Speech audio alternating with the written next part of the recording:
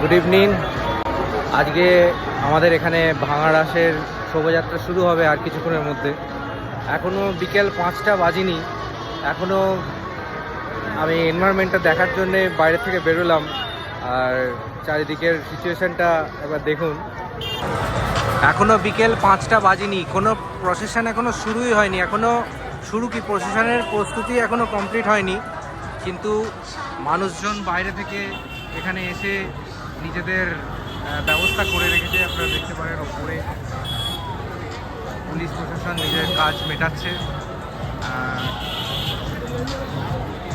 এখনও বিকেল 5টা বাজেনি। হ্যাঁ, দেখতে পারেন বাইরে থেকে, এখানকে যা দেখছেন বেশিরভাগ মানুষই সব বাইরে থেকে আসা। গতকাল নবদ্বীপের রাস শেষ হয়েছে, তো ওখানকার মানুষজনরাও যারা রাস দেখতে ইচ্ছুক তারা সব আমাদের শান্তিপুরে এসেছে ভাঙাড়া দর্শন করার জন্য।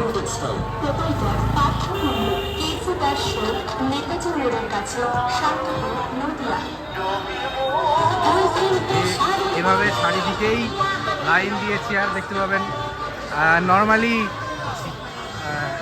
একটা চেয়ার কিনতে গেলে হয়তো 200-400 টাকায় হয়ে যায়, যেটা মোটামুটি আরামসে 5-10 বছর চলে যায়। কিন্তু এই চেয়ারগুলো মাত্র কয়েক ঘন্টার জন্য ভাড়া দেওয়া হয় এবং মোটামুটি 500-1000 টাকা দামে ভাড়া চলে শুধুমাত্র আজকের রাতে শান্তি করে শান্তিপুরের ভাঙাড়াস দেখার জন্য।